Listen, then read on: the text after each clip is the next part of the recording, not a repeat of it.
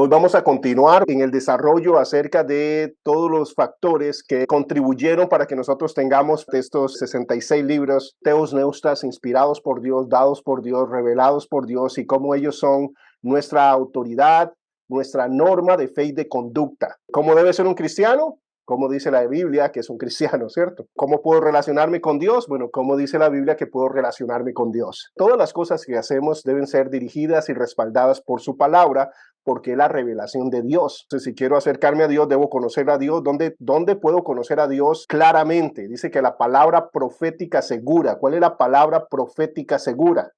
No es un sueño, no es una visión, sino que la palabra profética segura es la que está escrita. El agios grafo, o sea, la escritura, esa es la palabra profética. De hecho, cualquier cosa que a mí me suceda en este caminar cristiano, no la pongo en duda. Dios habla en diferentes formas, no solo a través de la escritura, en 1000 formas habla del Señor. Jamás podríamos limitarlo. Pero todo lo que nos pase y como Dios nos habla a nosotros, debemos colarlo, debe pasar el filtro de la escritura. Y así vamos a saber que es Dios, porque no puede ser, para no haber esa inconsistencia de que Dios te mande a hacer algo que la Biblia te prohíbe hacer. Ese no sería Dios. Algunas referencias inadecuadas. Recordemos que hablamos como dos tipos de canon. Uno que es el orgánico, el natural, el bíblico, por decirlo de alguna forma. Dios habló a través de lo que eran los profetas y los apóstoles, o sea, el Hijo que comisionó apóstoles para darnos su mensaje. La iglesia fue recibiendo eso porque sabía de quién venía y había confirmación acerca de eso. La semana pasada miramos cómo el profeta tenía que tener, ¿verdad? Una cosa era que él dijese algo que se cumpliese. Por eso nosotros vemos profecía en la vida de ellos inmediata, que se cumplía 10 años o más y se cumplía. Entonces se puede decir, oh, wow, cuando él habla realmente sabemos que es Dios porque se está cumpliendo. Esa era la primera parte de la prueba. Lo segundo es que porque yo diga algo y se cumpla, no quiere decir que venga de Dios. Entonces ahí mismo en Deuteronomio decía, si alguien llega y te profetiza algo, te hace un milagro, cosas de ese tipo, pero te invita a hacer algo que va en contra de Dios, te está guiando a otros dioses, es Dios más bien probando tu corazón. A ver si usted lo que quiere es más el milagro que a él. Si usted está detrás de eso material o físico, lo que sea, de esa sanidad y no de amarlo a él y vivir por él y esperar la eternidad, indiferentemente que florezca o no la higuera, aún así poder confiar en el Señor. A pesar que tal vez no me sana, aún así voy a seguir confiando en el Señor porque sé que me ama y que lo que viene es por la eternidad. Entonces, esas eran pruebas que sucedían y ellos sabían, bueno, no, estos profetas son de Dios, porque lo que ellos dicen se cumple y siempre nos apuntan ¿a qué? Al carácter bíblico. Nunca nos llevan a algo que no sea lo que el Señor nos ha enseñado y nos ha guiado a hacer. Entonces, eran dos características fundamentales. ¿Creen que pasaron de moda esas características? No, ¿verdad? Son súper necesarias hoy en día, mirar eso, ¿cierto? Es importante. No porque alguien haga un milagro, por eso es de Dios. A veces, ¿verdad? Vamos a ver personas que dicen, no, pero es que me lo hizo, ¿verdad? El santo aquel o aquel, ¿verdad? Sí, el enemigo hace cosas. De hecho, eso es una de las formas de que el anticristo va a engañar al pueblo, a través de hacer maravillas y demás. Lo que sucedió con el canon es, por ejemplo, si yo les escribo un texto, ¿les llegaría a todos al mismo tiempo? Sí, ¿verdad? Si hoy escribo un texto inmediato a todos en este momento, por ejemplo, ahí hay un chat. Si yo escribo hola, a todos les llega hola, ¿verdad? Aunque esté en Costa Rica, Guatemala, El Salvador o Chile, le va a llegar inmediatamente. Bueno, eso no es lo que sucede con el Nuevo Testamento, ¿verdad? Cuando Pablo escribía a Corintios, ellos tenían que hacer una copia y no sé cuánto duraba el burrito o el caballo, ¿verdad? Para llegar la copia hasta la otra iglesia y en otra iglesia, ¿verdad? Sacar el tiempo, hacer la copia y ahí se iban distribuyendo. Referencias inadecuadas en cuanto a esto es que algunos dicen que el libro entraba al canon porque fuera antiguo. Bueno, eso no es cierto, ¿verdad? Hay muchos libros antiguos escritos por personajes respetados que nunca fueron considerados como parte de la Biblia. Es interesante porque en el Nuevo Testamento, ¿verdad? Toda la lista se llama pseudoepígrafos. Pseudoepígrafos significa que son desechados absolutamente por todos, nunca han sido considerados. Es diferente cuando yo digo deuterocanónicos, ¿verdad? Porque los deuterocanónicos o los libros apócrifos son los libros que después se incorporaron en el 1540, bueno, donde empezó el Concilio de Trento, ¿verdad? Ellos empezaron a hacer discusiones. El Concilio de Trento, ¿alguien sabe cuánto duró? No nos imaginemos que fue una reunión donde todos levantaron la mano, sí, estamos de acuerdo, tienen que entrar los libros y, ¿verdad? No es así, son discusiones. ¿Saben cuánto duró? 18 años. Y usted se queja que el domingo duró más el pastor, ¿verdad? Estaba motivando, ¿verdad?, la iglesia, forzando a poder meter esos libros. ¿Para qué? ¿Con cuál objetivo? Poder justificar la misa a los muertos, cosas del purgatorio, etcétera. pero el resto del cristianismo no fue así. Hablando de la lista de canon como tal, yo me emociono y empiezo a hablar de lo que vamos a hablar después, ¿verdad? Entonces, lo primero es que la edad no determina el hecho de que el libro fuera canónico, no fuera un asunto porque fuera antiguo. De hecho, en la Biblia menciona varios libros que no están dentro de los libros inspirados. Muchos libros antiguos no están en la Biblia. Por ejemplo, en Números 21:14 se menciona el libro de las guerras del Señor. El libro de las guerras del Señor no es parte del canon bíblico. Ahora, yo diría, ¿pero por qué? Si es judío y habla de eventos del Señor. Yo desde 2000 años después de esto, no tengo la misma, de hecho, como 3000 años después de esto, yo no tengo la misma claridad de quién escribió el libro de las guerras del Señor, como lo tenían los judíos, el pueblo de Dios, que se les asignó el cuidar la escritura. Entonces ellos pueden tener el detalle que el que escribió eso simplemente era alguien que dice, vamos a empezar a escribir cosas, pero que el Señor no lo mandó a hacer eso, que no fue profético, etcétera, etcétera, etcétera. Entonces vemos este libro también hay muchos libros que la Biblia menciona que no son parte del canon. Vamos a dar 3 ejemplos. Segunda de Samuel 1:18, y ordenó que enseñasen a los hijos de Judá el cántico del arco, el cual está escrito en el libro de Jacer. Otro libro que no es parte del canon bíblico, pero que se menciona en la escritura y es antiguo, obviamente. Los demás hechos de Salomón, todo lo que hizo y su sabiduría no está escrito en el libro de los Hechos de Salomón. El libro de los Hechos de Salomón es otro libro que no es parte de la escritura. Proverbios, Eclesiastés están, pero el libro de los Hechos de Salomón no está, ¿verdad? Porque no fue considerado como inspirado. Era muy celoso. Recordemos el celo al hacer una copia. Entonces nunca fueron incluidos estos libros ahí. Lo otro es que ellos incluían libros contemporáneos a la hora de hacer el canon. Por ejemplo, Daniel consideró a Jeremías canónico. De hecho, él tenía una copia. Daniel, estamos hablando 70 años después de Jeremías, y él está leyendo los textos que para ellos eran sagrados, que venían de parte de Dios. Está leyendo su canon. Aunque, ¿cuánto faltaba para hacer un concilio? Miles de años. Y ya ellos, estos textos que son sagrados, son, ¿verdad? Teus neustas. Entonces ya está ahí. Y Daniel, a pesar de que Jeremías, ¿verdad?, es simplemente 70 años anterior a él, ya él, ¿verdad?, está tomando esto como escritura. Y ya existía la copia, eso es lo que vamos, ya estaba establecido, ¿verdad? Ya se estaba estableciendo un canon, ya había una lista, propiamente ya habían libros que eran considerados de esa forma y eran separados. Aunque no tengamos una lista, ¿verdad?, en este momento. Indiferentemente que hubiera una lista, ya ellos tenían estos libros como tal. No están esperando que alguien diga consentimiento, ¿no? ¿De quién viene? ¿Quién es el que está hablando? Tiene autoridad, ¿verdad?, profética, tiene autoridad de parte de Dios, Neustas. Yo, Daniel, miré atentamente, ¿verdad?, no un libro, los libros. Y dentro de esos libros, obviamente, estaba la Torá, el Pentateuco, los primeros libros de Moisés, estaba Josué, y dice que habían, ¿verdad?, profetas. Dice, miré los libros y el número de los años que habló. ¿Quién fue el que habló? No fue Jeremías, sino Dios a través de Jeremías. Concepción clara, neustas. Por eso se guarda, porque si hubiera sido Jeremías, ¿se puede equivocar Jeremías? Por supuesto, pero Dios no se equivoca. Entonces, si Dios dijo 70 años, ¿cuánto va a ser? 69 y medio. Bueno, no sería Dios. Dios, cuando Dios dice algo, nos está contando la historia antes de que suceda. Ya para Dios sucedió. Entonces no es que, oh, wow, qué difícil. No, Dios simplemente nos está hablando qué es lo que va a suceder, que ya desde su perspectiva ya sucedió, pero ya vemos que el libro era canónico, todos estos libros. En Jeremías 25:11 es cuando dice esta profecía, y veamos la eficiencia. Estas son las cosas con las cuales uno dice, bueno, la Biblia proviene de Dios, la información que se da, las profecías de ahí son exactas. Dice, toda esta tierra será puesta en ruinas, toda esta tierra. Cuando él está hablando, eso no está en ruinas. Jerusalén, ¿verdad?, el reino del sur está bien. Lo que había pasado, ¿saben qué era? Que 120 años antes de esta profecía, el reino del norte había sido tomado por los asirios. ¿Y qué es lo que pasa con Israel? No, nosotros somos diferentes, nosotros sí somos espirituales, a nosotros no nos va a pasar lo de estos idólatras, nosotros sí somos diferentes. Pero ¿qué es lo que está pasando? 120 años después, ellos están cayendo en lo mismo. Y aquí Jeremías está con el corazón quebrado diciéndoles, cuando Dios dice algo, se cumple. ¿Recuerdan el reino del norte? Ojo, Dios cuando dice algo, se cumple. Y lo mismo nos dice a nosotros. Dios no hace acepción de personas, ni para bien, ni para lo que nosotros diríamos como mal. Es un juicio justo. Se está diciendo, hace 120 años eso fue lo que sucedió con el norte. Ahora Él está diciendo, ¿verdad?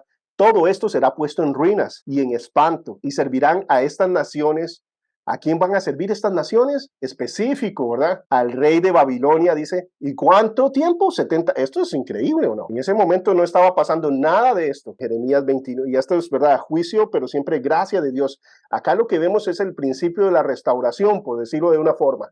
¿En qué aspecto? ¿Para qué viene esta disciplina? Para que se acerquen a mí.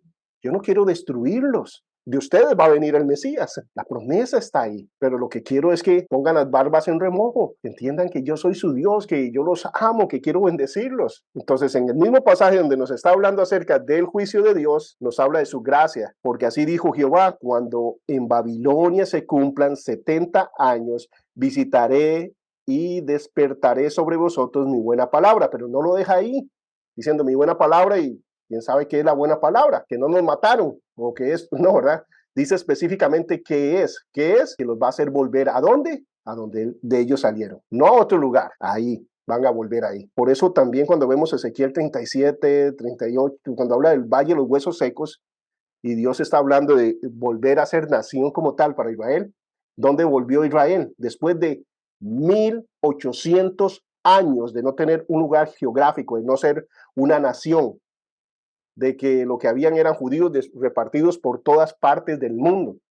Por eso si usted va a Israel va a haber judíos chinos, va a haber judíos polacos, va a haber judíos de todo tipo de nacionalidades, dispersos por todo el mundo por 1800 años. ¿Y a dónde volvieron? A donde Dios dijo que iban a volver. ¿No era más fácil para la ONU y las Naciones Unidas decir, bueno, vamos a asignarles un sector allá por África, un sector allá por Rusia, un sector por la Antártida, donde nadie va a reclamar? Pero no es así. ¿Dónde volvieron ellos? Donde Dios había dicho. Esto es maravilloso, esto es diferente, esto es Dios y es específico, como vemos en sus profecías. El idioma determina la canonicidad. Entonces, uno, no es un asunto de la edad del libro, lo otro no es el idioma. No es porque si es en hebreo va a estar. Bueno, los libros que acabamos de mencionar eran escritos en hebreo, eran reconocidos, están hasta siendo mencionados en la Biblia. Ahora, que la Biblia mencione un libro no significa que está diciendo que es inspirado. Eso está claro. Menciona las palabras de Satanás, no porque son palabras llenas de sabiduría. Está dando todo lo que sucede. Por eso no es que cuando hay abusos en la Biblia, cuando vemos que habla acerca de violaciones, no es que está de acuerdo con eso. Nos está relatando todo lo que sucedió para que sea veraz, para que sea verídico, para que esté todo. Por ejemplo, cuando usted va a dar una consejería, siempre es importante ver que los dos lados. Si usted solo ve un lado de la moneda, va a quedarse con la mitad de la información y usted se forma un concepto, no, cuando llega alguien y te dice algo. Por supuesto, y ya usted empieza, no, sí, claro, qué malo. Pero cuando usted empieza a ver los detalles, empieza a ver el otro lado y dice, ok, ya aquí hay algo diferente. Cada uno tiene su grado de responsabilidad, tal vez en esta situación. Cuando menciona a un libro, no está diciendo que él está a favor de eso, sino que va a poner las dos versiones para que nosotros podamos ver exactamente la justicia de Dios. ¿Han visto a alguien quejarse de Dios en la Biblia? Yo, más bien la pregunta sería, ¿han visto a alguien no quejarse de Dios en la Biblia, cierto? Que es veraz, no nos da solo la mitad. Eso sí pasaría en un libro hecho por hombres o no, pero en un libro que viene por Dios es veraz. Y por eso hay menciones de libros que sabemos que por eso no es que se endorsan, por eso no es que se les está dando la autoridad de que son inspirados, como lo vimos anteriormente. En respuesta dice, muchos libros en idioma hebreo no están en el canon. Mucha la literatura apócrifa, o sea que se hizo a un lado, que no se considera inspirada, fue escrita en hebreo. Algunos libros consagrados en el canon no están escritos en su totalidad en hebreo, ¿verdad? Parte de Daniel, Esdras, estas porciones que están ahí están escritas en arameo. Acá vemos un ejemplo de lo que es el hebreo y el arameo. Génesis 16:11, y le dijo el ángel, es lo que dice el versículo. Entonces, si lo dices en arameo, esta no es la pronunciación, pero más o menos sería Bamar la Macá. Eso sería arameo. En hebreo sería Baoimer lo Malak. Qué extraño, que estos libros tuvieran arameo ahí. Bueno, nada de extraño si Daniel está hablando a un rey que habla caldeo, que habla arameo, él no va a llegar, no va a pretender que el rey sepa la lengua de él.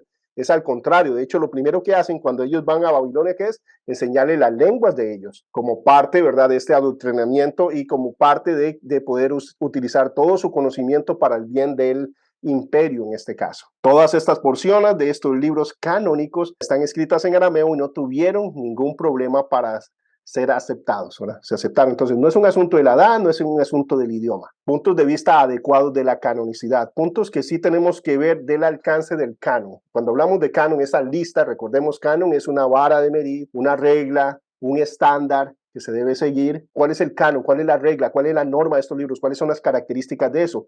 Ahora, cuando hablamos de canonicidad, desde esta perspectiva estamos hablando cuando hubo una lista oficial que aporta esa lista a los libros que ya son, ¿verdad?, inspirados por Dios. ¿Qué es lo que le aporta esa lista? Eso es lo que vamos a hablar.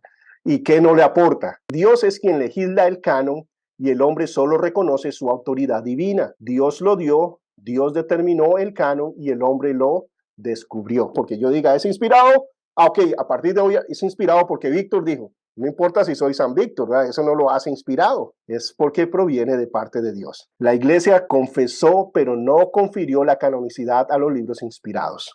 No les dio autoridad. La autoridad precede a la canonicidad. La iglesia informó al mundo y sigue informándole acerca del fundamento sobre el cual se asienta, pero no es ella la que formó dicho fundamento, sino Cristo mismo. La iglesia fue la editora y no la autora del canon. Y cuando hablamos de editora, ¿verdad?, no es como esto, sino simplemente fue el acto del reconocimiento de estos libros, de la agrupación de estos libros. Reconocimiento del canon y no la formación del canon por parte de la iglesia fue el proceso por medio del cual el pueblo fiel fue discerniendo con creciente toma de conciencia su fundamento profético y apostólico. Por ejemplo, hablando acerca de esto, ¿cómo entra, digamos, una carta de Pablo como canon? Viene de parte de un apóstol, tenía que tener, los libros tienen que tener autoridad apostólica, tienen que ser apostólicos. Cuando hablamos de que eran apostólicos, vamos a ver, eso es una de las pruebas del canon, no significa necesariamente que fue escrito por un apóstol, pero el material que está ahí es material apostólico. Los otros apóstoles lo aceptan como tal y podría ser alguien, por ejemplo, Marcos. Cuando Marcos escribe, hay cartas del año 100 y 95 donde nos habla que él escribió, pero todo lo que Pedro le dijo. Se le llama, ¿verdad?, el Evangelio de Pedro. Así era como lo veía la iglesia del primer siglo. Lo que estaba escribiendo Juan Marcos era el Evangelio según Pedro. Entonces, la información de quién viene, de un apóstol. Y se comprobaba por medio de que no estaba contradiciendo ninguna de las doctrinas de los apóstoles. En el caso de la formación del Nuevo Testamento, recordamos que pasa en Berea. En Berea, como ellos decían, bueno, lo que está diciendo Pablo, eso no es de parte de Dios. ¿Cómo sabemos? Vamos a lo que tenemos, la Escritura. ¿Él está contradiciendo el Antiguo Testamento o no? Ok, no, esto viene en línea, más bien nos está explicando esto. Entonces, por eso sabemos que sí, proviene de Dios, no está saliendo con algo que no tiene nada que ver con Dios. Nos está diciendo, no, a partir de ahora sí se puede adorar imágenes. Eso no lo dice. Si dijese eso, bueno, no, ¿por qué antes sí y ahora no? Ahí sí habría una divergencia. Y es precisamente como ellos dijeron, bueno, viene en esa sucesión. Entonces, cuando habla acerca de esto, es el Espíritu Santo guiándolos. Y como a nosotros nos da discernimiento, cuando alguien predica, por ejemplo, en nuestro caso, ¿verdad?, de percibir el mensaje, aunque está usando un versículo, no por eso necesariamente lo está interpretando correctamente, ¿cierto? Entonces vemos el contexto y, oh, wow, no, sí es. O no.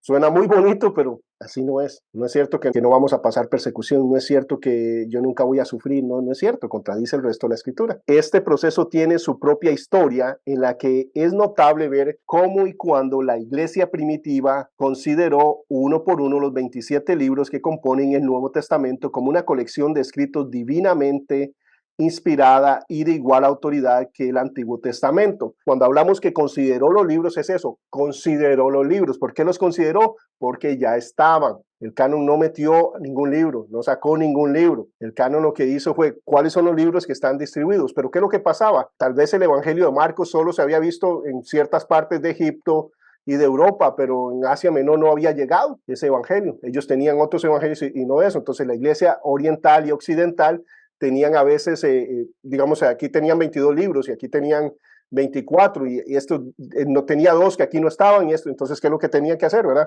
Ok, veamos esos escritos porque no han llegado hasta ahí. Habían cartas y libros que sí se difundían con mayor rapidez. Por ejemplo, las cartas de Pablo, él era romano, tenía facilidad de movilización, no eran tan extensas, etcétera. Entonces había más facilidad de que fueran difundidas más rápidamente. Pero ellos no están agregando y diciendo, oh, metamos esto, metamos lo otro. Eso solo sucede después en el siglo XV, pero nunca pasó en los primeros siglos. El canon debe controlar a la iglesia y no la iglesia al canon, porque Dios es soberano no solo como Señor y Salvador, sino como revelador. Ninguna iglesia debe pretender someter el canon a su autoridad, sino todo lo contrario, someterse ella a la autoridad del canon. este es su deber primario. O sea, ya está lo que el Señor nos ha dejado a través de sus profetas, a través de sus apóstoles, y nosotros lo que tenemos que es seguir esas enseñanzas. No podemos decir, ¿saben qué? Esto no me gusta, esto lo saco. Esto sí me gusta, esto no me gusta. Nadie tiene esa autoridad, sino que nos sometemos a lo que ya Dios nos ha dado como escritura. ¿Por qué hablamos de eso? Porque vemos la introducción del libro después a lo que ya estaba establecido. Ninguna teología, como lo hace el modernismo existencialista o racionalista, debe pretender tampoco someter el canon a la misma iglesia, a la arbitrariedad de la última moda filosófica. Por ejemplo, el hecho de decir, bueno, ya esto no es para hoy. Hay gente que se dedica, ¿verdad?, a eso, a decir, estas palabras sí no fueron de Jesús, estas sí fueron de Jesús, como si ellos tuvieran autoridad hoy en día para cambiar esas cosas que siempre han sido tradición de parte de la iglesia, que el Espíritu Santo testifica de ellas, y lo ponen en duda porque tal vez no lo ven desde una perspectiva lógica, racional o científica, lo cual es un error. Dios está por encima de eso y a través de la historia lo ha demostrado, aunque en su momento tal vez no sabemos cómo es posible que Moisés escribiera si no había escritura. Bueno, hoy ya nos damos cuenta que sí había escritura, entonces le era muy fácil, ¿verdad? Aunque ya por fe sabíamos que Dios lo había dicho que así era. Es importante que nosotros nos sometamos al canon y no al contrario. Por ejemplo, hoy en día se están haciendo nuevas Biblias con un vocabulario inclusivo. Y hay partes donde se podría hacer, digamos, desde una perspectiva que está incluyendo los dos, pero hay partes que no, y siempre lo hacen. Entonces se cometen muchos errores. Y recordemos que ser inclusivo, que yo cambie mi vocabulario, no hace que yo respete, ame y haga lo que debo hacer, sino que mi corazón tiene que ser transformado. No es como yo hablo, sino es como yo vivo. Es algo sumamente superficial creer que hay igualdad porque ahora decimos ellos y ellas, pero esa moda, que es una moda por ahorita, bueno, se está infiltrando. El canon es una norma cerrada y única. Tiene que tener autoridad apostólica. Cuando muere el último apóstol en morir fue Juan, escribiendo el libro de revelación de Jesucristo, el Apocalipsis. Ya está todo. Nos habla inclusive del milenio, nos habla de cuando Él regresa, lo que va a suceder, y nos deja a la víspera de ya la eternidad con Cristo. Ya tenemos todo, y cuando muere el último, los apóstoles, reconocido por Dios, se acabó esta tradición apostólica. Ellos eran los únicos, ¿verdad?, que tenían autoridad de enseñarnos qué era y qué no era. Ahora ya no están ellos, pero tenemos sus escritos, que son los que son autoritativos para nosotros. Al aceptar el canon y reconocer sus límites, la iglesia no solo distinguió entre los escritos canónicos y no canónicos, sino que señaló los límites de donde se cierra la única tradición apostólica autorizada. Todo esto carecería de significado si al mismo tiempo hubiese de haber continuado una tradición oral ilimitada también canónica. La Iglesia Católica, que es como un doble juego en este aspecto. ¿Por qué? Porque la Iglesia Católica, ¿cuántos libros tienen el Nuevo Testamento? ¿Alguien sabe? 27, igual que nosotros. Ellos no agregaron ningún libro. El Nuevo Testamento es exactamente el mismo de nosotros para toda la cristiandad. Ningún libro es agregado en el Nuevo Testamento. ¿Cuál es el problema que tienen? En el Antiguo Testamento, donde se agregan esos 7 libros y los extractos en Daniel y demás. Pero en el Nuevo Testamento es exactamente igual. ¿Qué es lo que pasa con la Biblia de nosotros? Está dentro de la Biblia católica. Aquí están los 66 libros, lo que pasa es que ellos tienen 7 más, pero están los 66 de nosotros no están puestos en duda por ninguna parte del cristianismo. Nadie rebate los 66 libros de nosotros, aceptados totalmente. ¿Cuál es el problema? En el Antiguo Testamento, esos 7 libros que se agregaron después. Para nosotros, que claro, ¿quién establece el canon del Antiguo Testamento? Los judíos. A ellos se les confirió la escritura y ellos por 400 años hablaron de que no había profeta. Dios seguía actuando, pero no por medio de profecía. ¿Qué estaba esperando el pueblo de Dios? Estaba esperando el profeta que había sido prometido que iba a venir. Y les enviaré un profeta al estilo de Moisés. Ese profeta está hablando desde una perspectiva mesiánica. Iba a ser Jesucristo. ¿Qué es lo que pasa en el Antiguo Testamento? Queda en coma, esperando el profeta, esperando el profeta. Ellos siguen esperando ese profeta que Dios les va a enviar, al estilo Moisés, que si no le hacen caso a ese profeta, dice que su nombre va a ser desarraigado del pueblo. En Hechos, Pedro nos dice que ese profeta es Jesucristo y hace referencia a esa profecía. Por ahí, ¿cómo termina el Nuevo Testamento? Termina con una exhortación, ¿verdad? Dice que no se le agregue, que no se le quite y que hay una bendición en leer el libro como tal. ¿Qué estamos esperando nosotros? No estamos esperando un nuevo libro, una nueva revelación. Lo que estamos esperando es a Jesucristo. Es lo que estamos esperando nosotros. 3 citas que nos definen propiamente los alcances del canon. Dice, estos escritos bíblicos no poseen autoridad divina porque están en el canon, sino que están en el canon porque son inspirados, es decir, porque poseen autoridad divina. Entonces no es la lista, esto es como si yo saco la licencia, no me hace un buen chofer, ¿verdad? Pero sí reconoce que soy un chofer, que pasé la prueba. A mí me dan la licencia porque sé manejar, pero lo que me hace saber manejar no es que tenga la licencia, sino que sé manejar, y como sé manejar, por eso me dan una licencia, es prácticamente eso. Entonces el canon lo que hace es reconocer, ¿verdad?, lo que son estos libros, Teos Neustas, pero no son Teos Neustas porque sean reconocidos, no son Teos Neustas porque son inspirados por Dios. La autoridad precede a la canonicidad. Consecuente de lo que estamos hablando. F.F. Bruce tiene varios libros sobre el canon profundo. Si alguien quiere meterse, ¿verdad?,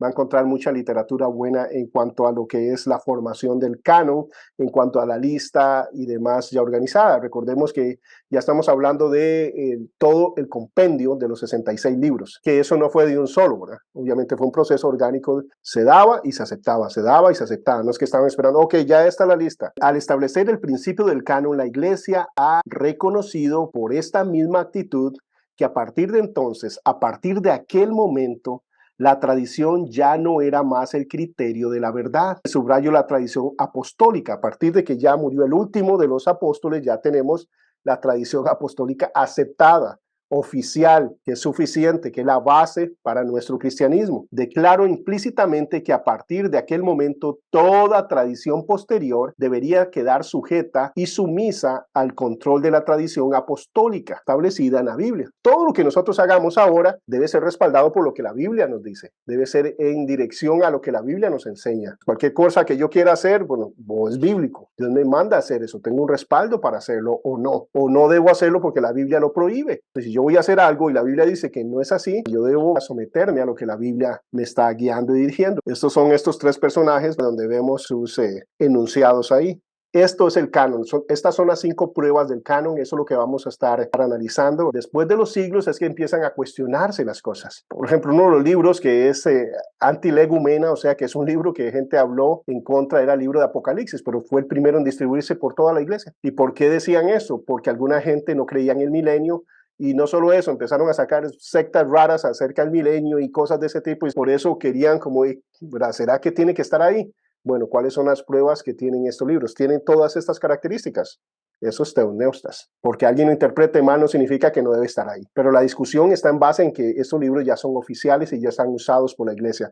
Tal vez no estaban en todas las iglesias. En el caso de Apocalipsis es diferente, si estaban en una mayoría, pero hay otros libros que no estaban tal vez en todas las iglesias, pero se empezaba a discutir y hablaba, y eso es lo que, ¿verdad?, duraron años para decir, ok, ya esto es. Pero es porque son inspirados, no es porque yo lo dije. Primera prueba es autoritativo, la autoridad, y esta es una de las características que ninguno de los libros deuterocanónicos apócrifos, de los 7 libros que se incorporaron después, alguien va a hablar de 13 y demás porque hay porciones de Daniel y cosas de ese tipo, pero esos son 7 libros en total y algunas porciones que se agregan a Daniel y algunas cartas que se agregan ahí dentro de la Iglesia Católica en el 1500 en Trento. Oficialmente, esos libros siempre han estado ahí, son libros históricos. De hecho, ves que a mí me ha servido uno de esos libros para mencionar que ya estaba el canon del Antiguo Testamento cerrado, para mencionar que ya no había profeta. Entonces, en su contexto tienen su valor, pero nunca habían sido incorporados como tal. Entonces, es autoritativo, primer punto. ¿Y qué implica que es autoritativo?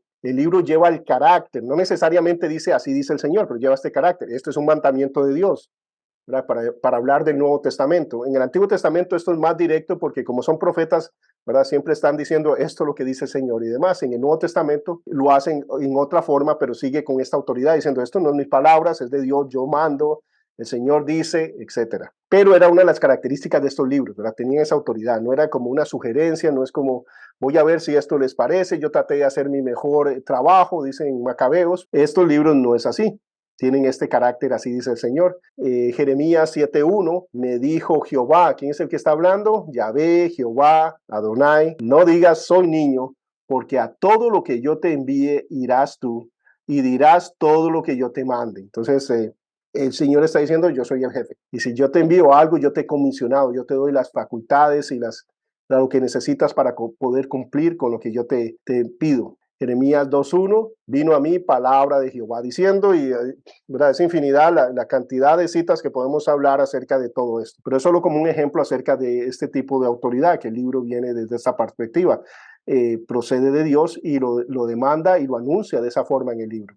En Marcos 1:22, hablando acerca de Jesús, dice, y se admiraban de su doctrina porque les enseñaba como quien tiene autoridad y no como los escribas. Cuando Jesús estaba en la tierra, en su estado de kenosis, o sea, de haber despojado de la gloria, no dejar de ser Dios, pero despojado de su gloria, Jesús lo que hizo fue hablar todo lo que el Padre le decía, o sea, todo lo que él estaba haciendo era profecía, por eso él cumple el aspecto de que es el profeta que era enviado, que es lo que él estaba dando, la palabra de Dios directamente, aunque él es Dios también en su función de redentor, habiéndose despojado de su doxa, de su gloria, que es lo que él está diciendo. Todo lo que yo les transmito es de parte del Padre, pero ellos reconocían esta autoridad que tenía Jesús. Juan 12:49, porque yo no he hablado por mi propia cuenta. El Padre que me envió, él me dio el mandamiento de qué es lo que he de decir y qué es lo que he de hablar. Entonces, ¿qué es lo que está haciendo Jesús? Dándonos teumneustas. Desde su humanidad está diciendo, bueno, mi mensaje no es mío, es de parte de Dios Padre. Mateo 28:18, Jesús se acercó y les habló diciendo, toda potestad me es dada en el cielo y en la tierra. Toda potestad a él se le fue conferida. Dice en Gálatas 1 del 12 al 12, mas os hago saber, hermanos, que el evangelio anunciado por mí, esto es Pablo, no es según el hombre, pues ni lo recibí ni lo aprendí de hombre alguno, sino por revelación de ¿quién? De Jesucristo. Una de las características para ser un apóstol, desde esta perspectiva que vamos a verlo, es el segundo prueba, es que fuera apostólico, tuvieran esa autoridad apostólica. Para ser un apóstol de este tipo que Jesús escogió, luego de haber sido seleccionado por Jesús, tenía que haber estado, y esto lo sabemos cuando se eligió a Matías, que era el sucesor de Judas. Entonces, ¿cuál era la característica? Dice, es necesario, vamos a escoger de cuáles, de quien sea. No. De aquellos que han estado con nosotros desde el momento del bautismo de Jesús hasta su ascensión, o sea, 40 días después de su resurrección. ¿Qué es lo que significa esto? Que todos ellos habían sido instruidos, discipulados directamente. Su doctrina, ¿de quién venía? De Jesucristo. No eran discípulos de un discípulo, eran discípulos directos de Jesucristo. Era una característica fundamental en ese aspecto. Hoy en día, ¿alguien cumple eso? No, nadie. Este tipo de apostolado ya no existe. Era exclusivo para ellos. Por eso Pablo dice que él, como un abortivo, como alguien incorporado, una forma diferente, te viene a ser el último. Dice, y yo como un abortivo soy el último de este tipo de apostolado. Ahora, él cumple esta característica ¿cómo? ¿Quién lo enseñó a él? ¿Quién lo discipuló a él? No fue hombre, sino fue Jesucristo mismo. Una forma sobrenatural increíble que inclusive vemos relatos donde él fue al tercer cielo. Ninguno de los apóstoles vivos en ese sentido decía que Pablo era menos. Es más, vemos a Pedro reconociendo el apostolado de él, no solo reconociendo el apostolado, diciendo que lo que Pablo escribe es escritura, hagiographe, que es palabra de Dios, que es teusneustas. No solo y es un teusneustas súper profundo, que algunos como no lo entienden lo tuercen. Vemos el tipo, ¿verdad?, de autoridad de estos escritos. Primera Tesalonicenses 2:13 dice lo siguiente, por lo cual también nosotros sin cesar damos gracias a Dios que cuando recibiste la palabra de Dios que oíste, ¿de quién? De nosotros. ¿Qué estaban dando ellos? No su propia palabra, sino la palabra de Dios. Dice, la recibisteis no como palabra de hombres, sino según es en verdad la palabra de Dios, la cual actúa en vosotros los creyentes. ¿Qué es lo que están dando ellos? La palabra de Dios. Y ellos lo entendían y por eso estas escrituras se copiaban, se difundían y demás. Eran parte de sus escrituras sagradas. La segunda prueba es profético. Cuando hablamos de profético, dice, el libro fue escrito por un hombre de Dios. Tiene la autoridad. En el Antiguo Testamento habla de profecía y en el Nuevo habla de apostolado. Profetizar es dar el mensaje de Dios. Ellos en ese sentido estaban profetizando porque estaban dando el mensaje de Dios. Es profético y en el Nuevo Testamento es apostólico. Tiene las enseñanzas de los apóstoles, tiene los fundamentos de los apóstoles, tienen el respaldo apostólico. Alguien puede escribir, pero siempre con el respaldo del apóstol, con el aval del apóstol y el reconocimiento y analizando que la enseñanza que está ahí sea apostólica.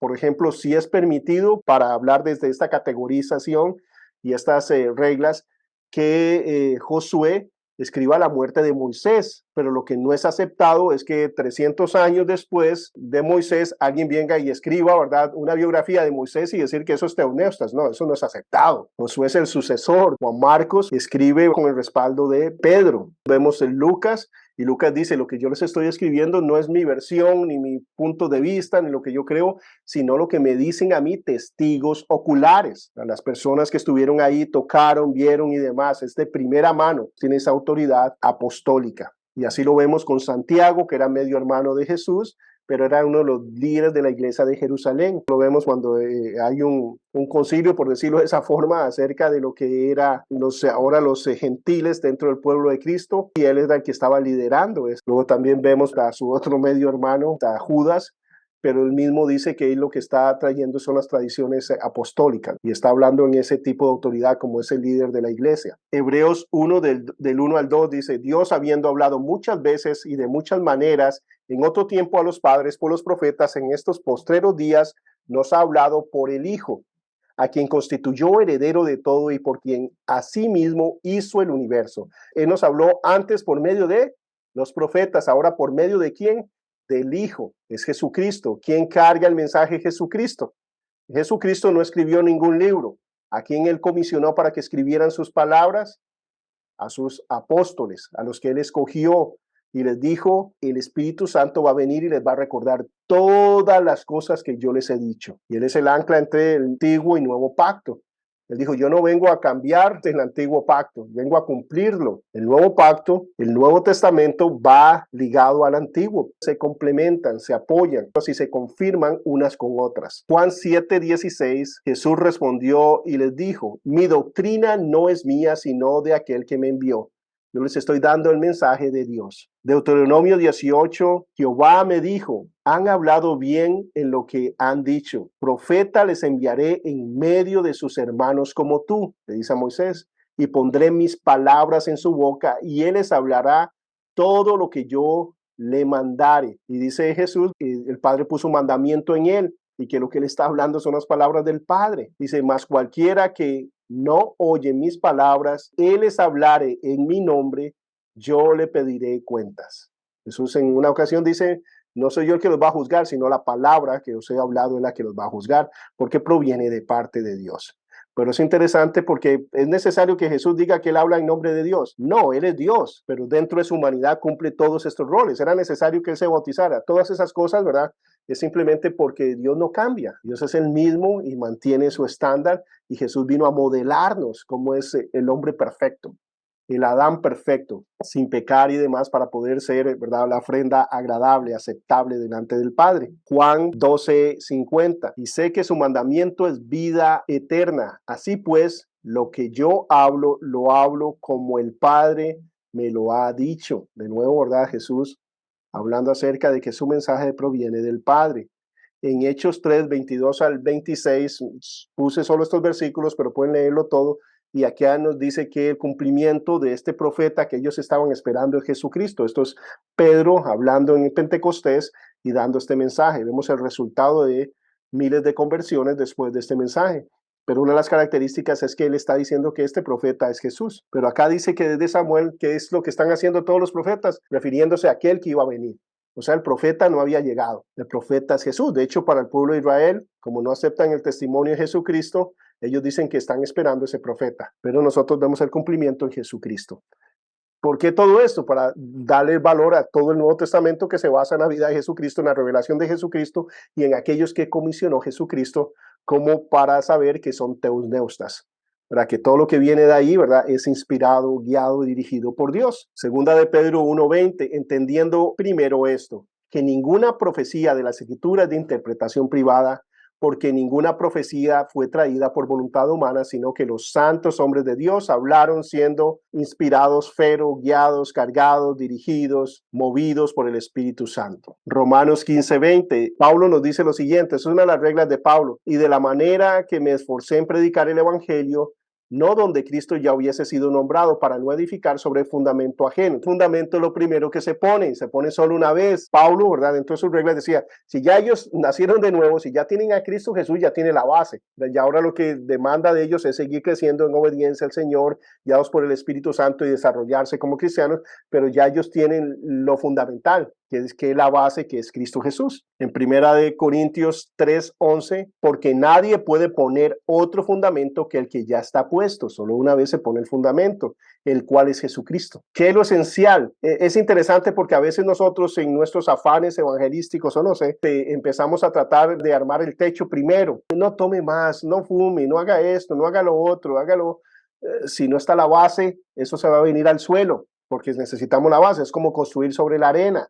¿Qué es la base? Cristo. Tiene que nacer de nuevo la persona, pero primeramente necesita esa base y sobre esa base ya después seguimos nosotros agregando, pero la base es fundamental y solo se pone una vez. Primera de Corintios 3:10, conforme a la gracia de Dios que me ha sido dada, yo como perito arquitecto puse el fundamento y otro edifica encima, pero cada uno mire cómo sobreedifica. Entonces, ¿qué es lo importante? Es cómo sobreedificar después. Pero la base solo se pone una vez. Una vez que usted tiene la base, ahí va sobreedificando, se va creciendo en obediencia sobre, ¿verdad?, lo que es la base como tal. Todo esto porque en Efesios 2:20 dice, edificado sobre el fundamento de ¿cuál es el fundamento? De los apóstoles y profetas. Vemos los dos oficios de aquellos que iban a ser usados, que Dios iba a usar para revelarnos la escritura, a los apóstoles y profetas, siendo la principal piedra del ángulo Jesucristo mismo. Entonces la base ya estaba, ya no ocupamos más. Una vez que ya murió el último de los apóstoles, que fue Juan, ya no hay más apostolado de este tipo. Entonces ya no estamos esperando más revelación porque no hay este tipo de autoridad, aunque algunas iglesias demanden eso.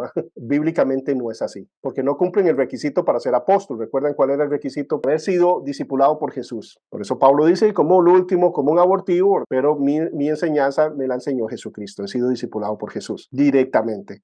Entonces el fundamento es ese, por eso nosotros sabemos que el canon está cerrado y no hay ninguna discusión de la cristiandad al respecto. Para mí es interesante, yo creo que habría más problema en los aspectos de decir, de sacar un libro o por ejemplo, de incluir más libros dentro del Nuevo Testamento. Yo creo que habría más problemas, ¿cierto? No, ellos lo tienen claro desde los primeros siglos. Último apóstol, listo, ya no hay más escritura. Y hasta el día de hoy ha sido así, ¿verdad?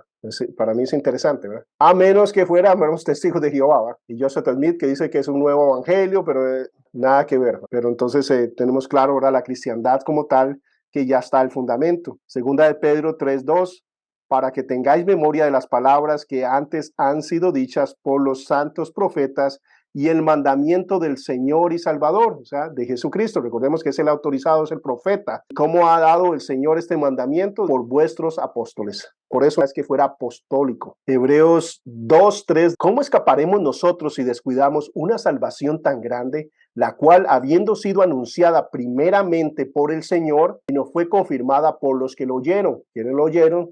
Sus apóstoles. Lo anunció el Señor y fue confirmado por medio de aquellos que recibieron la enseñanza de él, de sus apóstoles. Segunda Tesalonicenses 3:6, pero os ordenamos, hermanos, vea la aseveración, dice, os ordenamos, ¿verdad? No es si quieren, si sienten, os ordenamos, hermanos, en el nombre de nuestro Señor Jesucristo. Estamos hablando en el nombre de nuestro Señor Jesucristo, que os apartéis de todo hermano que ande desordenadamente. ¿Qué es andar desordenadamente? Y no según la enseñanza que recibiste de nosotros. Aquellos que no reciben la enseñanza de los apóstoles, que no se adaptan o se acoplan a lo que ellos ya han recibido, al verdadero evangelio, a las verdaderas doctrinas dadas por los apóstoles de Jesucristo. Tesalonicenses 2 del 13 al 15. Pero nosotros debemos dar siempre gracias a Dios respecto a vosotros, hermanos amados por el Señor, de que Dios os haya escogido desde el principio para salvación mediante la santificación por el Espíritu y la fe en la verdad, a la cual os llamó mediante nuestro evangelio para alcanzar la gloria de nuestro Señor Jesucristo. Así que, hermanos, estad firmes y retened la doctrina que habéis aprendido. Ya está, ya ahí la tenemos, sea por palabra o por nuestra carta. O sea, en ese momento ellos estaban con vida, daban instrucciones cuando llegaban a las iglesias, pero lo que nosotros tenemos es esta tradición, ¿verdad?, escrita, que es la que vale. ¿Por qué? Porque es la palabra profética segura. Es donde podemos tener la base, está escrito. Sabemos que viene de ellos. Gálatas 1:1, Pablo, apóstol, no de hombres ni por hombres, sino por Jesucristo y por Dios el Padre, que lo resucitó de entre los muertos. Pablo, porque es que defiende el apostolado, no es porque está buscando un aumento, ni creerse más. Él está apuntando esto porque sus escritos son hagiografía, son escritura. ¿Y cómo es reconocido que es escritura? Porque Dios la confirió a sus apóstoles. Y esto es confirmado por Pedro y por el resto, ¿verdad?, de los apóstoles que recibieron esto como Deus Deustas. En Apocalipsis 1 del 1 al 3, esto es una bendición que vemos que se da con todo aquello que es escritura sagrada. Es el hecho de guardarla para vivir conforme a ella, al estilo de Deuteronomio. Cuando se le habla a Josué también que va a ser bendecido si no se aparta de ella, aquí se nos manda que a leer y a obedecer la palabra. de igual forma. Tercer punto dentro del canon es si es auténtico. Cuando hablamos de auténtico, el libro dice la verdad acerca de Dios, el nombre como ya la conocemos por previa revelación. Si alguien habla que es en el nombre de Dios, tiene que ser acorde a lo que ya tenemos escrito. En el caso de Pablo, ¿cómo confirmaban que sus enseñanzas eran ciertas? Iban al Antiguo Testamento y vemos que se elogia a los cristianos en Berea por hacer eso. Hechos 17:11. Estos eran más nobles que los que estaban en Tesalónica, pues recibieron la palabra con solicitud. No es que ellos estaban con desconfianza, no queremos recibir nada porque es como extraño. No, quiero escuchar. Tenían un corazón abierto, viene de parte de Dios, quiero escuchar. Pero escudriñaban cada día las escrituras para ver si estas cosas eran así. Está contradiciendo el Antiguo Testamento, está contradiciendo la revelación segura que tenemos por escrito. Ok, sí, mira, más bien aclara este concepto, etcétera. Pero era la tarea que ellos se daban unos con otros, fue ese proceso orgánico de ir reconociendo qué es y qué no es canon, por decirlo de esa forma, a través de ese ejercicio. La política de los primeros cristianos era, si tienes dudas, deséchalo. Esto dio validez al discernimiento de los libros canónicos. O sea, no, tiene que ser claro. Si viene de Dios, no es que medio parece que fuera de Dios, parece que tuviera autoridad. Aquella persona, si no sabemos quién es, realmente no era así. Si hay dudas, deséchalo. Y luego nos habla acerca de que sí es dinámico. Cuando hablamos de que sí es dinámico, que es la cuarta prueba del canon, es si el libro viene con poder para transformar vidas. Nos cansaríamos de hablar cómo la palabra de Dios ha transformado personajes históricos y nos ha transformado a nosotros. Un mensaje de Dios podrá siempre ser afirmado por el poder de Dios. Algo interesante es que Dios siempre es consecuente como Él actúa. Entonces yo puedo leer la Biblia y que no me pase nada. ¿Creen que es posible que eso suceda? Sí, si yo no tengo una disposición de mi corazón, eso puede suceder. Pero aunque yo sea un escéptico, yo vengo a la Biblia para buscar a Dios, yo lo encuentro. Si yo vengo con la disposición de decir, voy a ver si esto es cierto, voy a encontrar al Señor. Es poderosa la palabra de Dios. Si yo vengo diciendo, Dios es el que me está hablando, mi vida va a ser transformada. Dios no va a forzar a nadie. No es que es irresistible el concepto. Es palabra de Dios poderosa en el Espíritu Santo. Aquellos que hemos nacido de nuevo, wow, vemos eso. Pero aunque yo no hubiera nacido de nuevo, si yo vengo a la palabra buscando, creyendo, queriendo recibir, voy a ser transformado por la palabra de Dios. Y es el testimonio de muchas personas. Es más, cada vez que nos convertimos, eso es lo que sucede. Dice que la fe viene por el oír y el oír la palabra de Dios. Es la convicción de esos principios que nos hablan de que estamos separados de Dios, de que Dios es perfecto y que nosotros no, y que necesitamos, ¿verdad?, un mediador. Y la única forma de acercarnos a Dios es a través de Jesucristo. Doctrina pura de la palabra. Hebreos 4:12, porque la palabra de Dios es viva y eficaz y es más cortante que toda espada de dos filos y penetra hasta partir el alma y el espíritu, las coyunturas y los tuétanos, y discierne los pensamientos y las intenciones del corazón. La palabra tiene este poder de ir a la raíz de los problemas, de ir a fondo, de ir donde nadie quiere tocar. Lo que nadie quiere hacer, la palabra lo hace. Llega ahí a lo más profundo. Primera de Corintios 2:4. Ni mi palabra ni mi predicación fue con palabras persuasivas de humana sabiduría, sino con demostración del Espíritu y de poder. Es confiar más en la palabra de Dios. La palabra es poderosa. Uno no hace relevante la palabra de Dios. La palabra es poderosa porque proviene de Dios. Pablo confía plenamente en el poder de la palabra de Dios. Entonces no trata de decir nada que no sea guiado por el Señor. Yo les he contado a usted el testimonio cuando yo fui a la cruzada de Billy Graham en Pasadena, y como cuando él estaba predicando, yo decía, ¿y por qué no dice esto? ¿Por qué no dice un mensaje lo más simple, pero súper simple, claro y demás, con solo Biblia, leída correctamente, despacio, en su contexto, etcétera? Con solo eso, cuando hizo el llamado, usted vio 3,000 personas caminar a reconciliarse, a recibir al Señor por primera vez, llorando, quebrados, de todo tipo de personas, por el poder de la palabra, porque no se basa en nosotros, sino en quién es Él. Deberíamos confiar más en la palabra de Dios y vivirla de esa forma. Primera de Corintios 2:13. Lo cual también hablamos no con palabras enseñadas por sabiduría humana.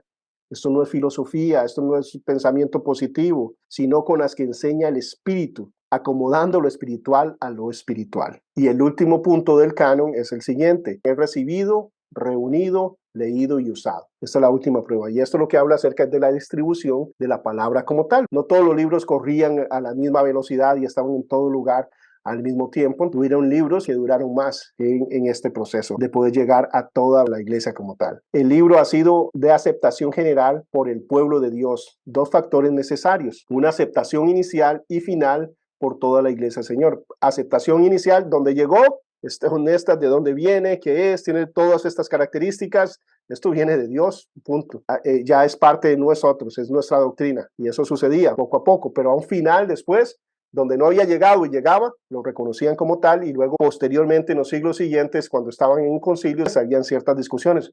¿Por qué debe estar este libro ahí? ¿Verdad? Es que tiene esta característica. Se hacían debates y demás explicando para decir, bueno, está ahí por esto, es que usted tal vez no lo está viendo de esa forma. Pero ¿por qué se está discutiendo? Porque ya el libro estaba. Eso es lo que queremos dejar siempre sentado y claro, ya la iglesia lo usaba. Es aceptado por la verdadera iglesia y no por corrientes heréticas, sectas o incrédulos. Es interesante porque habían libros que lo usaban mucho, sectas, entonces había cierta reticencia por una parte. Ya eran recibidos, pero a veces no lo leían dentro de la iglesia por eso, como Apocalipsis. Entonces no es que lo están usando mucha gente para decir cosas que no son. Entonces como que querían no usarlo. Segunda Timoteo 3:15. Desde la niñez te han sido enseñadas las sagradas escrituras, las cuales te han dado sabiduría para recibir la salvación que viene por confiar en Cristo Jesús. Es interesante porque acá Pablo le está hablando a Timoteo que desde la niñez tiene las Sagradas Escrituras, está hablando del Antiguo Testamento, ¿verdad? En su contexto. ¿A qué apunta el Antiguo Testamento? Según, ¿verdad?, el Espíritu Santo, a través de Pablo, a la salvación por la confianza ¿en quién? En sí mismo, en sus obras, en sus sacrificios, en los verseros, no, en Cristo. Si ya está desde la niñez, ya ¿qué es lo que significa? Que desde el niño Timoteo ya está todos los libros del Antiguo Testamento, ya está ese tomo, ya está distribuido, ya la gente lo tiene, porque no es que, ¿verdad?, Timoteo viene de una familia real o sacerdotal y de hecho, recordemos que fue su madre la que le está enseñando las escrituras y su abuela. Segunda de Pedro 3:15, teniendo entendido la paciencia de nuestro Señor, que es para salvación, como también nuestro amado hermano Pablo, según la sabiduría que le ha sido dada, nos ha escrito, grafe, las cartas de él, como eran recibidas, como de parte de Dios. Pero vemos que eran distribuidas, eran aceptadas. Estamos hablando de que es recibido, reunido, leído y usado. Pablo escribía de parte de Dios y de una vez se distribuía por todas las iglesias. Primera de Timoteo 5:18, pues la escritura dice, ¿quién dice? La escritura. Cuando yo digo la escritura, ¿qué nos creo que no nos impacta mucho, ¿verdad? Cuando yo digo la escritura dice, pero si yo fuera judío, la escritura, o sea, el libro, no un libro, la Biblia dice, el Teus Neustas dice, o sea, es el énfasis que se le da a esto, la escritura, lo que es perfecto, lo que proviene de Dios dice lo siguiente, ¿qué dice? No pondrás bozal al buey que trilla, y digno es el obrero de su salario. Bueno, qué extraordinario es eso, Víctor. No pondrás bozal al buey que trilla, es Deuteronomio 25:4, el Antiguo Testamento. Y digno es el obrero de su salario, es Lucas 17. Vámonos al principio. Dice el libro, dice la Biblia, dice Dios, tanto este texto en el Antiguo Testamento como este texto en el Nuevo Testamento. Los dos son escritura. No es más uno que el otro. Se categoriza, esto es el Espíritu Santo revelándonos acerca, ¿verdad?, de la autoridad de la Escritura. En un texto mencionando el Antiguo y el Nuevo Testamento en la misma categoría de Escritura, de Teos Neustas. Recordemos que dice la Escritura es inspirada, es Teos Neustas. Por implicación, por eso hablamos de que implicaría todo. ¿Por qué? Porque el Nuevo Testamento no es menos escritura, es escritura también y el mismo Espíritu, ¿verdad?, nos testifica en varios pasajes. Colosenses 4:16, cuando esta carta sea leída entre vosotros, haced también que sea leída en la iglesia de Laodicenses y que la de la Odisea sea leída también por vosotros. Entonces acá lo que vemos es la distribución de las cartas, como la carta se hacía y una vez se copiaba y se mandaba. Entonces era reunida, era usada. Todo esto sucede con las cartas paulinas y los demás libros. Primera Tesalonicenses 5:27, les ordeno, vemos de nuevo el tono, en el nombre del Señor, que se lean esta carta a todos los demás hermanos. ¿Y por qué se les va a leer ese, verdad? Si son mis pensamientos y todo lo demás, no, porque esto viene de Dios. ¿La orden cuál es? Distribuyan esto, que todo el mundo tenga esto, porque esto viene de parte de Dios. Los tres primeros puntos fueron usados explícitamente en la mayoría de los libros, o sea, era una característica clara. ¿Cuáles eran los tres primeros puntos? Autoritativo, profético, era auténtico, o sea, que no contradecía el resto de la escritura. Eso era esencial en todos los libros. Los otros dos puntos es dinámico, tiene el poder para cambiar vidas, y he recibido, reunido y usado, los dos últimos se usaron implícitamente. ¿Por qué? Porque habían ciertas características. Puede ser subjetivo el hecho de tiene ese poder de cambiar vidas. Había más criterios a analizar en cuanto a ese aspecto, ¿verdad? Y el de reunido obviamente dependía de la distribución que había tenido el libro como tal. Entonces los dos últimos se analizaban de una forma más peculiar. Los tres primeros tenían que ser características claras en el libro. El testimonio del Espíritu Santo por sí solo establece la realidad del canon, no su extensión o límites. El canon fue establecido por el método de dual de fe y de ciencia. Se usaron principios objetivos, pero el testimonio subjetivo del Espíritu Santo estaba en operación confirmando la realidad de la palabra de Dios a su pueblo. Había una certeza, en cada uno de sus libros hay una certeza, lo leemos y sabemos que es, ¿verdad?, palabra de Dios, que es Theopneustos. Quiero nada más a poner ciertos ejemplos de cuáles eran estas discusiones ya en lo que es el canon. Aquí voy a tener mucho material porque me interesa que tenga todas las bases y demás para cuando necesiten una disertación sobre esto, una clase o explicarle algo a alguien. Aquí van a tener los primeros padres de la iglesia, sus citas y demás acerca del canon en los primeros siglos. Cuando inician el canon tenemos tres categorías. Lo primero es homologumena, que significa homologumena, que todos hablan lo mismo, o sea, son libros que son aceptados siempre, que nunca tuvieron una controversia. Es cuando alguien dice que es un homologumena, significa que el libro no hubo controversia, no hubo problema en aceptarse, recibido, su autoridad nunca fue desafiada. Por ejemplo, en el Nuevo Testamento hay 7 libros que son los que fueron desafiados en su momento posterior, ¿verdad? En los siglos siguientes, ¿verdad? En el principio se aceptan y están ahí. En los siglos posteriores, porque estamos hablando que cuando hablamos de canon, la primera vez de mención de canon es en el segundo siglo, la mención, pero los primeros concilios estamos hablando del siglo IV. Entonces acá cuando vemos los libros, eran aceptados por toda la iglesia sin excepción, y vemos Apocalipsis y Hebreos, pero también, ¿verdad?, hay algunos otros que tuvieron reticencia, o sea que no eran homologumena. De ellos son 7 en el Nuevo Testamento que alguien empezó a cuestionar por qué estaban ahí. Vamos a ver por qué. Y eso significa que son antilegumena. Antilegumena es que alguien dijo algo. Hablar en contra es lo que significa.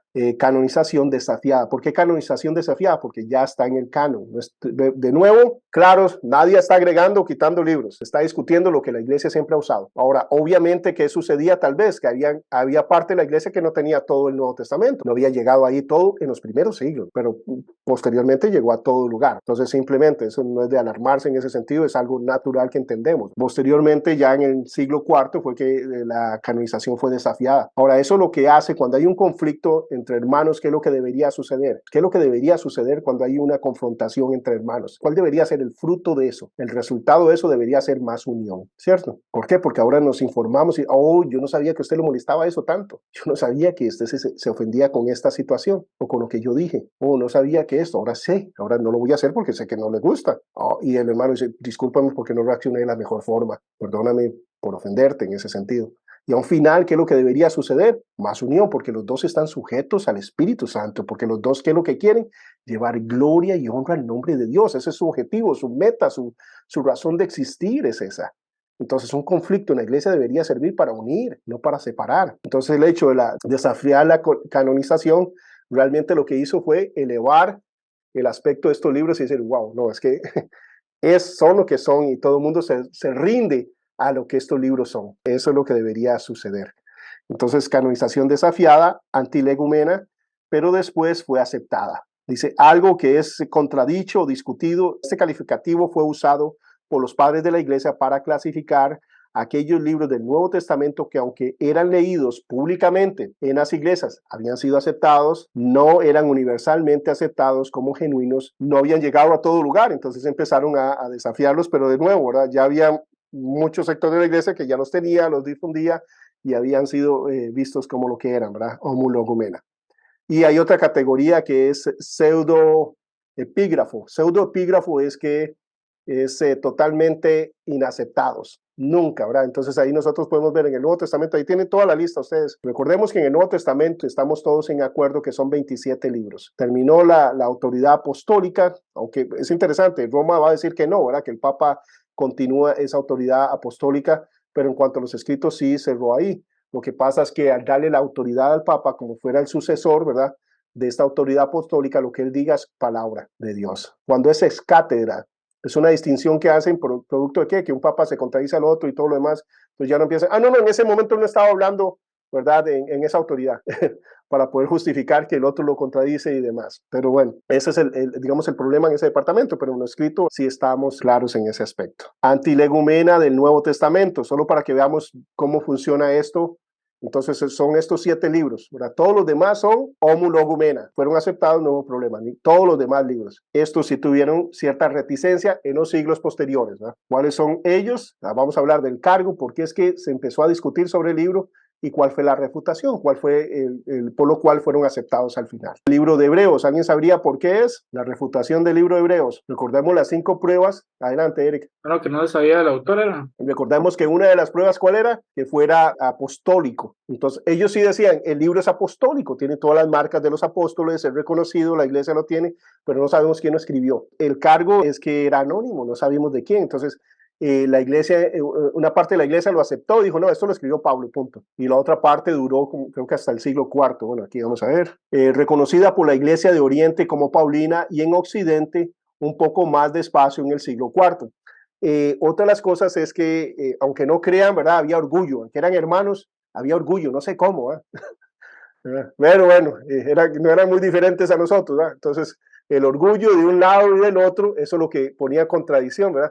Entonces, como si nosotros tenemos estos libros y estos sí son, pero estos de ustedes, no sé, ¿verdad? Tal vez un libro, ¿verdad? Además que tenían acá y otros demás, entonces por el orgullo ahí jugaban. Entonces, no, por lo menos cuestionémoslos, ¿verdad? Decía un sector al otro, pero al final fueron aceptados, porque el poder que hay detrás de estos libros inspirados por Dios se sobrepasa en la soberanía de Dios. Tenemos lo que debemos tener. Dios es más poderoso que cualquier concilio, personas o es inspirado porque proviene de Dios, no porque alguien diga. Santiago es otro que también es desafiado. ¿Cuál era el asunto de Santiago? El problema que ellos decían, bueno, es que pareciera que Santiago está diciendo que la fe es por obras. Entonces se hicieron estudios teológicos profundos sobre la epístola como tal y dicen, no, eso es una complementación de las cartas de Pablo.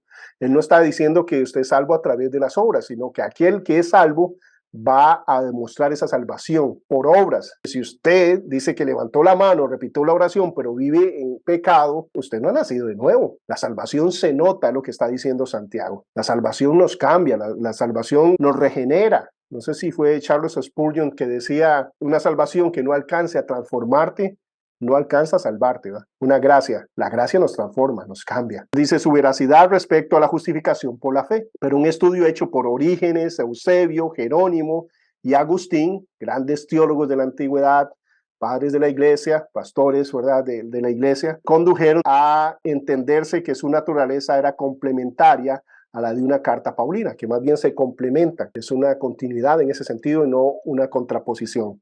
Segunda de Pedro, una de las cosas es, de nuevo, cuando hacemos teología de acuerdo a la ciencia, de acuerdo al razonamiento. Entonces ellos decían, segunda de Pedro no, porque habla de gnosticismo, habla de esto, habla de lo otro, eso es del siglo segundo. Ese libro no pudo haber sido escrito antes del siglo segundo. Pertenece al siglo segundo y que su estilo no era similar a Primera de Pedro, que tenía algunas diferencias con Primera de Pedro. Pero, ¿qué es lo que sucede?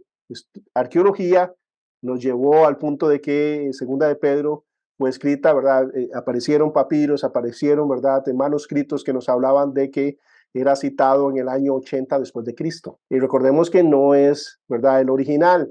Entonces hay una copia del año 80, obviamente es más antiguo, entonces todo esto ya se descartó, ¿verdad? Entonces aquel que decía, no, es que ese libro no debería estar por eso, se vino abajo. Recordemos, ya era un libro que estaba incluido. Esto era como que querían sacar este libro por esto. Segunda y tercera de Juan, ¿por qué? Dice, no hay razón por la cual el autor no usa el nombre de Juan, en cambio usa el anciano, porque Juan se presenta como el anciano. Eso es lo que nos sucede ahora. Hay escritos del año 100 donde se habla acerca de Juan, pero dice, el anciano nos dijo tal cosa. Entonces la misma iglesia, en la historia de la iglesia de los primeros siglos, Juan se presentaba como el anciano. De hecho, Pedro también dice que él es el anciano también como ustedes, más como un cargo. Entonces, eso no era razón, ¿verdad?, para descartar el libro por algún sector. Las epístolas llevan muchas similitudes y en Juan dice se usa anciano, pero fue también, dice, usado por Pedro en Primera de Pedro 5:1, ¿verdad? Él se menciona como un anciano también como nosotros. Entonces, no, ¿verdad? Si vemos aquí no hay nada de doctrina, ¿verdad? No hay nada de peso, no hay nada, ¿verdad? Que digamos que lo más a trabajar sería el aspecto de Santiago, ¿verdad? Que simplemente es analizar bien y caemos en una conclusión correcta. Y los dos últimos libros y cargos serían los siguientes. La cita de un libro pseudoepígrafo dice de Enoc en el versículo 14 y 15 y la ascensión de Moisés. Esto es en la carta de Judas. Es el medio hermano del Señor Jesucristo. Entonces, ¿cuál es la mención? Recordemos lo que dije anteriormente, ¿verdad? Hay menciones de palabras de Satanás, hay mención de personas que estaban aborreciendo a Dios o maldiciendo, cosas de ese tipo. Que mencionen algo no significa que se endosa, que estoy diciendo eso, ¿verdad? Tiene autoridad o eso es inspirado. Judas hace lo mismo que el apóstol Pablo en algunos escritos, citó poetas paganos en Colosenses 15:33 y en Tito 1:12, donde menciona a sus profetas y nos está diciendo que él cree que esos profetas lo que dicen es la verdad y demás. Solo hay una mención en cuanto a eso. Entonces es lo mismo que se está diciendo acá. Y Apocalipsis, desafiado debido a su enseñanza sobre el milenio. Como es un asunto muy profundo acerca de eventos futuros y demás, había gente que los torcía, ¿verdad? Como dicen las cartas de Pablo y demás. Entonces por eso querían no ponerlo dentro de la Biblia para no crear esta controversia, porque si ya está dentro de la Biblia tengo que enseñarlo, ¿verdad? O debería enseñarlo. Si enseñamos toda la Biblia es algo que yo debería tener, ¿verdad? Que tendría que enseñarlo a la iglesia. Entonces imagínense, yo no me siento preparado para enseñar eso y algunos lo tuercen y son diestros en eso, demanda de mí, ¿verdad? Más estudio y demás para poder exponer algo desde esta perspectiva. Hasta el día de hoy, ¿verdad? Hay que, ¿verdad?, poner los pies en remojo, orar, pedir al Espíritu Santo para poder enseñar el libro de Revelación. Entonces, algo importante es no decir lo que la Biblia no dice, o no tratar de sacar conclusiones con lo que no sabemos. Entonces, eso ayuda mucho a la hora de exponer el libro como tal. Dice, cuestionada por su interpretación por los que no creen en el milenio. Sin embargo, fue uno de los primeros libros reconocidos por la iglesia en forma general. Entonces, este es el tipo, ¿verdad?, de diálogo que se daba en estos concilios, ¿verdad?, para que tengan una idea. Y ahí les dejo mucho más material, ¿verdad? Pseudoepígrafos son todos los que nadie reconoce, vemos ahí, ¿verdad? Mira, todos los evangelios, hechos, epístolas y demás. Estos libros no son reconocidos, nunca han sido reconocidos por ninguna iglesia. Estos libros solo son reconocidos y los conocemos por National Geographic, ¿eh? Los libros escondidos, el evangelio que nadie quiere.